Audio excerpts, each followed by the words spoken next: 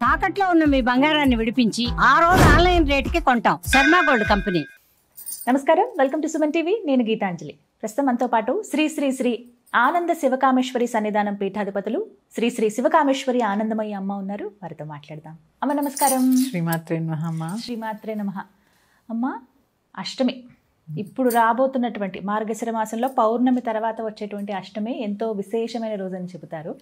ఆ రోజు విశిష్టత, ఆ రోజు విధిగా ఆచరించవలసింది నియమాలు, ఇవన్నీ కూడా తెలియచేయండి. సుమన్ టీవీ వీక్షిస్తున్న ప్రేక్షకులకి శ్రీమాత్రే నమః, శ్రీ గురుభ్యో నమః. అనఘా లక్ష్మీ వ్రతం ఆ రోజు అనఘాష్టమి. అనఘాష్టమి అనఘా లక్ష్మీ సమేత దత్తాత్రేయ స్వామి వారి యొక్క వ్రతం ఆ రోజు. అందుకే మార్గశిర మాసంలో దత్త జయంతి జరుపుకుంటాం పౌర్ణమి రోజు. అక్కడి నుంచి 8వ రోజు అనఘాష్టమి వ్రతాన్ని మనం చేసుకుంటూ ఉంటాం. ఇది ఎలాగా ఎందుకు చేసుకుంటాము అనేది మన పీఠంలో ప్రతి సంవత్సరం జరుగుతుంది అనఘాష్టమి వ్రతం. అనఘ అంటే అర్థం ఏంటి అంటే పాపము లేనిది. అనఘ అనఘ అంటే పాపము లేనిది, పాపము అంటనిది, అంటే స్వచ్ఛమైనది. ఈ అనఘా వ్రతాన్ని చేసుకోవడం ద్వారా సకలమైనటువంటి పాపములు తొలగించబడతాయి. అది ఎవరికి అంటే మళ్ళీ ఇప్పుడు పాపం చేసేసి వ్రతం చేసుకుని తర్వాత పాపం చేయమని కాదు అర్థం అక్కడ. ఈ వ్రతాన్ని అలాంటి వాళ్ళు ఎవరైతే ఈ వ్రతాన్ని ఆచరిస్తారో తప్పక పాప విముక్తి కలుగుతుంది. ఇది అందులో ఎటువంటి సందేహము లేదు. ఇంకా ప్రత్యేకించి ఈ వ్రతము అష్టమి రోజు వస్తుంది. ఈ అష్టమి ప్రత్యేకత ఏంటి అంటే తిథినిత్యా దేవతల గురించి మనం ఒకసారి చెప్పుకున్నాం. ఇప్పుడు శ్రావణ మాసంలో అష్టమి రోజు వ్రతం చేయొచ్చా అని ఒకళ్ళు అడిగారు. వచ్చింది కదండి, మరి ఎలా అని. అష్టమికి ఆ తిథిని పాలించే దేవత త్వరిత. ఎవరైతే ఈ అనఘాష్టమి వ్రతాన్ని ఒక కోరిక కోరుకుని చేసుకుంటారో వాళ్ళ కోరిక త్వరితంగా తీరుతుంది. అమ్మ, మరి ఇప్పటి వరకు అసలు చేసుకోలేదండి మేము. ఇప్పుడు మీలాంటి వాళ్ళు చెప్తున్నప్పుడు మాకు కూడా ఆచరిస్తే బాగుంటుంది అనిపిస్తుంది. మరి ఇప్పుడు మేము ప్రారంభించుకోవచ్చా? అందరూ చేసుకోవచ్చు. ఎందుకంటే దత్తాత్రేయ స్వామి గురుస్వరూపం.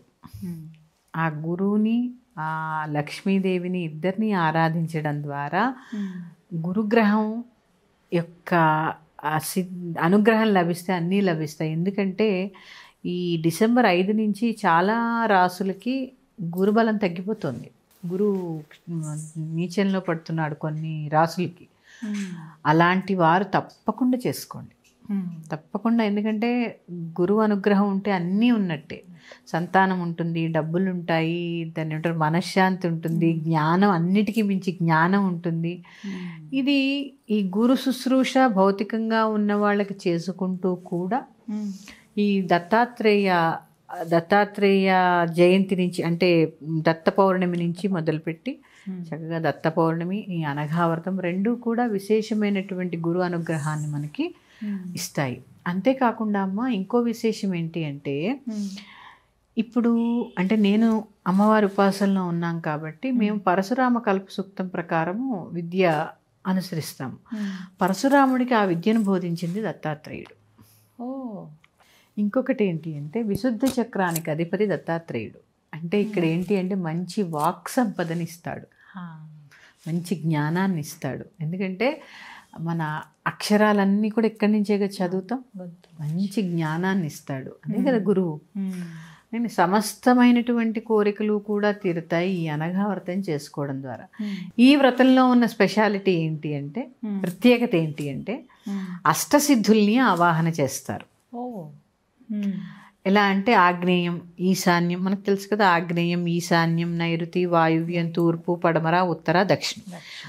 అణిమాది అష్టసిద్ధులు అంటారు వీళ్ళని.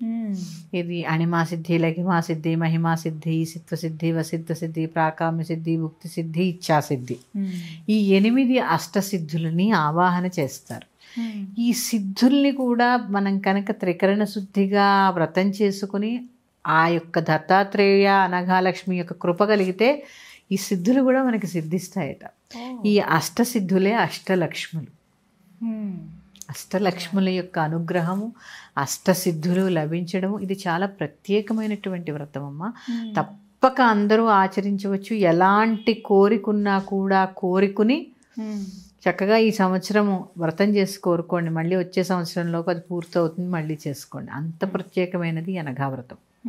అందరూ తప్పకుండా ఆచరించాలి. ఎందుకంటే కొన్ని కొన్ని పర్వదినాలు ఉంటాయి, అవి తప్పకుండా అందరూ ఆచరించి తీరాలి. చాలామందికి అనుకుంటారు కొత్తగా చెప్తున్నాం అనుకుంటారు, కాదు ఇది ఎప్పటి నుంచో ఉన్నది అనఘా వ్రతం ఎప్పటి నుంచో ఉన్నది. మా చిన్నప్పటి నుంచి కూడా చేస్తున్నది, అందరూ చేసుకోవచ్చు. దీనికి ఏవి దాన్ని ఏమంటారు, వంశపారంపర్యంగా రావాలి నియమాలు, ఈ వ్రతం మా పెద్దలు చేయలేదు, ఈవేళ మీరు సంకల్పం చేసుకుంటే చక్కగా చేసుకోవచ్చు. దానికి ఏం నియమాలు లేవు. అలా ఈ సంవత్సరం చేసుకున్నాం, మరి వచ్చే సంవత్సరం చేసుకోలేకపోయాం, ఏం పర్వాలేదు. కానీ త్రికరణ శుద్ధిగా ఆచరించండి వ్రతాన్ని, అదొక్కటే నేను చెప్తాను. ఎలా అమ్మా అయ్యగారిని పిలిచే చేయించుకోవాలి, మా అంతటా మీరుగా చేసుకోవచ్చమ్మా, మీ అంతటా మీరుగా చేసుకోవచ్చు. అనఘా వ్రతకల్ప పుస్తకం దొరుకుతుంది, చక్కగా పుస్తకం చూసుకొని వాక్ శుద్ధిగా తప్పులు లేకుండా నిదానంగా వారు చెప్పినట్టు చక్కగా ఈ అష్టసిద్ధుల్ని కూడా పసుపు ముద్దలు పెట్టి ఆవాహన చేస్తూ ఉంటారు. అలా కాకుండా కొంతమంది ఒక్కలు ఖర్జూరం పెట్టి ఆవాహన చేస్తూ ఉంటారు. చక్కగా దాంట్లో ఏం చెప్పారో శాస్త్రోక్తంగా అలా చేసుకోండి, చక్కటి ఫలితం ఉంటుందమ్మా. ఈ అనఘా వ్రతం చేయడం, ఇంకా ఈ వ్రతం చేసిన రాజు అన్నశాంతి ఎంత కుదిరితే అంత చేయండి, భోజనం. ఎందుకంటే గురుకృప కావాలి కదా, గురుకృప అన్నశాంతితో కూడా లభిస్తుంది. అందుకని చక్కగా వ్రతం చేసుకోండి. మీకు తీరని కోరికలు ఏదైనా ఉంటే చక్కగా మొక్కుకోండి, చక్కగా కాస్తో కూస్తో ఆ ప్రసాదాన్ని అందరికీ పెట్టి భుజించండి. మళ్ళీ వచ్చే సంవత్సరం వచ్చే లోపల మీ కోరిక తప్పకుండా నెరవేరుతుంది. ప్రత్యేకంగా కోరికలు కోరుకుని కూడా ఈ వ్రతం చేస్తారు తెలుసా అమ్మ. ఈ కోరిక తీరితే నేను అనఘా వ్రతం చేసుకుంటాను అని చెప్పి మొక్కుకుని కూడా చేస్తూ ఉంటారు, చేస్తుంటారు. అంత ప్రత్యేకమైంది అనఘా వ్రతం. ఫోటోని పెట్టుకోమంటారా? అంతే, అనఘాలక్ష్మి సమేత దత్తాత్రేయ స్వామి ఫోటో ఉంటుంది, స్వామి అమ్మవారితో కలిపిన స్వామివారి ఫోటో ఉంటుంది. అందులో ఈ 4 కుక్కలు, గోవు, స్వామివారు, తర్వాత లక్ష్మీదేవి ఉంటుంది. చిన్న కలశం పెట్టుకోండి. మళ్ళీ కలశం ఆనవాయితీ లేదు పెట్టుకోకండి, ఫోటోకే చేసుకోండి. కలశం ఆనవాయితీ ఉన్న వాళ్ళు కలశం పెట్టుకుని అక్కడ ఆవాహన చేసుకుని చక్కగా వ్రతం చేసుకోండి. ఈ సమయం అంటూ ఇలా ఏమైనా ఉందమ్మా? ఆ రోజంతా అష్టమి ఉందా? ఆ రోజంతా అష్టమే, కానీ మరి మిట్ట మధ్యాహ్నం చేయకండి, ఉదయమే చేసుకోవాలి. సాయంత్రం కాదు, ఉదయమే చేసుకోవాలి. కనీసం 9-9:30కైనా వ్రతం మొదలు పెట్టాలమ్మా. సమయం పడుతుంది, ఎందుకంటే దీనికి కూడా కథ ఉంటుంది, చేసుకోవాలి, చదువుకోవాలి. భార్య భర్త ఇద్దరు కూర్చోవాల్సిన అవసరం ఉందా? మహిళలే చేసుకుంటే సరే, అవకాశం ఉంటే కూర్చోండి, లేని పక్షంలో స్త్రీలైనా కూర్చుని చేసుకోండి. నైవేద్యం ఏం పెట్టాలమ్మా? అమ్మా ఇప్పుడు మనం సత్యనారాయణ వ్రతం ఎలా చేసుకుంటాం అలాగే కాస్త పళ్ళు 5 రకాల, అంటే అరటి పళ్ళు, ఏదో రకరకాల పళ్ళు ఉంటాయి కదా, పళ్ళు, పులిహోర, మన ఇష్టం. అది సాత్వికమైన ఆహారం, ఉల్లి వెల్లుల్లి లేకుండా సాత్వికమైన ఆహారం ఏదైనా పెట్టచ్చు, లేదు హాయిగా ఇంత పరవాణం వండి కూడా చేసుకోవచ్చు. అంతే శక్తి ఉందన్న, శక్తి కొలది. శక్తి అంటే ధన రూపేణా కూడా కాదు, ఆరోగ్య రూపేణా కూడా ఉండాలి కదా. శక్తి కొలది, మీ శక్తి కొలది ఎంత వీలైతే అంత నైవేద్యం కూడా పెట్టి చేసుకోవచ్చు.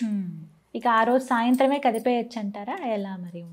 చేయొచ్చమ్మా, ఆ రోజే ఉద్వాసం చెప్పచ్చు. వ్రతం చేసుకున్న తర్వాత పునఃపూజ చేసుకుని ఉద్వాసం చెప్పచ్చు. శుక్రవారం మంగళవారం వస్తే సహజంగా మనం చెప్పం, లక్ష్మీదేవి కూడా కదా, చెప్పం కాబట్టి చక్కగా తర్వాత రోజు చెప్పుకోండి. ఈ విధంగా ఆచరించవచ్చు. ఈ వ్రతకల్పం పుస్తకం అన్ని చోట్ల దొరుకుతుంది.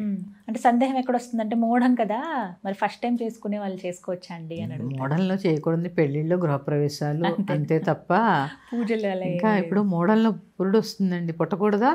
ఒకటమ్మా శుక్రమౌఢ్యం, లక్ష్మీదేవి పూజ చేస్తున్నాం, గురుమౌఢ్యం, గురువుకి పూజ చేస్తున్నాం. పూజలకి, వ్రతాలకి, మంత్రదీక్షలకి ఏం ఉండదమ్మా. ఓన్లీ వివాహాలకి, గృహప్రవేశాలకి మాత్రమే ఉంటుంది, అంతే. చక్కగా వివరించారు, ధన్యవాదాలమ్మా. శ్రీమాత్రే నమః తల్లి.